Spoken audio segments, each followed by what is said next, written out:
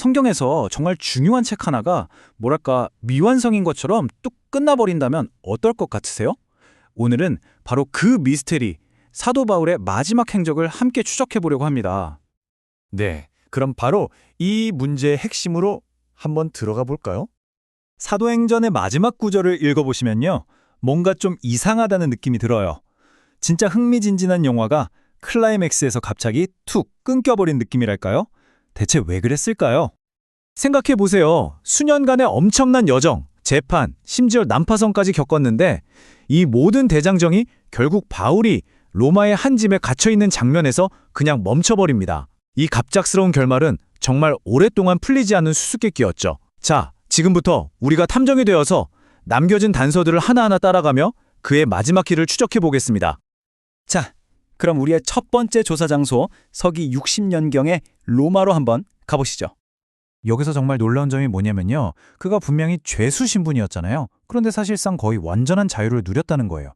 자기 셋집에서 살면서 찾아오는 사람들 다 만나고 아무런 방해 없이 자기가 전하고 싶은 메시지를 마음껏 전했죠. 이게 바로 우리가 풀어야 할 미스터리의 아주 중요한 첫 번째 단서가 됩니다. 그때 바울이 선포했던 하나님 나라라는 게요, 우리가 생각하는 어떤 특정 장소나 영토가 아니었어요. 비유하자면 컴퓨터의 운영체제, OS 같은 거였죠.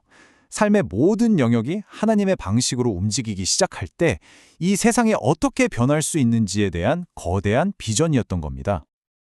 그리고 바로 그 운영체제가 제대로 작동할 때 나타나는 결과가 바로 샬롬입니다. 이건 당시 로마 제국이 힘으로 유지하던 팍스 로마나랑은 차원이 다른 개념이에요. 모든 것이 제자리를 찾아서 완벽한 조화를 이루는 그런 온전한 평화와 질서의 상태를 말하는 거였죠.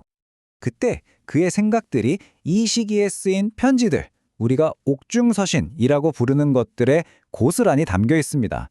그런데 이 편지들은요, 그냥 단순한 종교 문서가 아니에요. 우리가 그의 행적을 추적하는데 아주 결정적인 증거가 되는 뭐랄까 타임캡슐 같은 거죠. 자, 그럼 가장 중요한 질문이 남았죠. 그 2년이 지난 후에 과연 무슨 일이 있었을까요?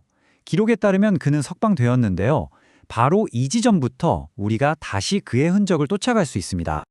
원래 그의 최종 목표는 당시 세상의 서쪽 끝이라고 여겨지던 스페인이었어요. 그런데 역사의 기록을 따라가 보면 아주 흥미롭게도 그가 정반대 방향, 그러니까 동쪽으로 다시 발걸음을 옮겼다는 걸 알 수 있습니다. 계획이 완전히 바뀐 거죠.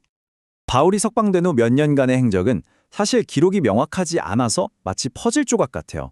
하지만 다행히도 그가 남긴 편지들을 단서로 이 퍼즐을 맞춰볼 수 있습니다.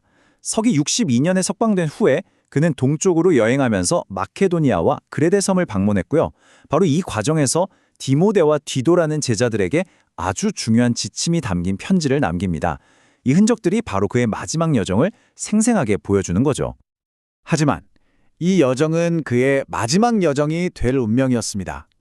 바로 로마의 정치적 상황이 정말 극적으로 변해버렸기 때문이죠. 그게 바로 서기 64년입니다. 로마에 엄청난 대화재가 일어났고 네로 황제는 이 모든 책임을 기독교인들에게 뒤집어 씌웁니다. 이 광기어린 박해의 폭풍 속에서 바울은 결국 다시 한번 체포되어서 이번에는 진짜 로마의 차가운 감옥에 갇히게 되죠. 그리고 그곳에서 바울은 그의 마지막 편지를 씁니다. 바로 디모데후서죠. 이건 그의 영적인 아들이었던 디모데에게 보내는 아주 침통하면서도 지극히 개인적인 작별 인사였고 마지막 당부였습니다. 결국 초기 기독교를 이끌던 두 명의 거인, 베드로와 바울은 모두 이 시기에 로마에서 순교하면서 생을 마감하게 됩니다. 말 그대로 한 시대가 저물게 된 거죠. 자, 여기까지 해서 바울이라는 한 개인의 마지막 행적에 대한 미스터리는 거의 다 풀었습니다. 그런데 우리가 맨 처음에 던졌던 질문 기억나세요? 왜 사도행전은 그렇게 갑자기 끝나는가? 이 질문에 대한 답은 아직 못 찾았잖아요? 그 해답의 열쇠는요, 바로 사도라는 단어의 진짜 의미에 숨어 있습니다. 우리가 보통 사도라고 하면 뭔가 대단한 지도자나 창시자를 떠올리잖아요. 그런데 원래 그리스어인 아포스톨로스의 뜻은 그게 아니에요. 훨씬 더 역동적인 의미를 가지고 있는데 문자 그대로의 뜻은 바로 보냄을 받은 자입니다. 이 개념 하나가 모든 미스테리를 풀어주는 열쇠가 됩니다. 이 과정에는 일종의 단계가 있어요. 첫 단계는 메시지에 이끌린 수많은 군중 중 한 명으로 시작합니다. 그 다음에는 그 중에서 특별히 훈련받기 위해 선택된 제자가 되죠. 그리고 마지막 단계는 훈련을 마친 후에 사명을 가지고 세상으로 파송된 사람, 즉 사도가 되는 겁니다. 그러니까 핵심은 바로 이거예요. 사도의 삶이란 내가 편안하고 좋은 곳에 머무는 삶이 아니라 어떤 목적을 위해 보냄받은 그곳에서 살아내는 삶이라는 거죠. 그곳이 아무리 어렵고 험난한 곳이라도 말입니다. 바로 이겁니다. 이게 바로 사도행전의 뚜렷한 결말이 없는 이유예요. 이야기가 바울이라는 한 사람에게서 멈추는 건 그의 이야기가 끝났기 때문이 아니에요.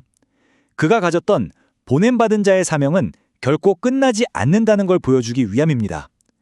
그의 바통을 이어받을 다음 주자, 또 그 다음 주자가 계속해서 나타날 것이기 때문이죠. 결국 바울이라는 한 개인의 이야기는 끝났지만 보냄받은 자들의 이야기는 지금도 계속되고 있는 셈입니다. 그리고 이 오래된 이야기는 이제 역사에 대한 질문이 아니라 오늘을 살아가는 우리 자신에게 마지막 질문을 던집니다. 당신은 어디로 보냄받았습니까?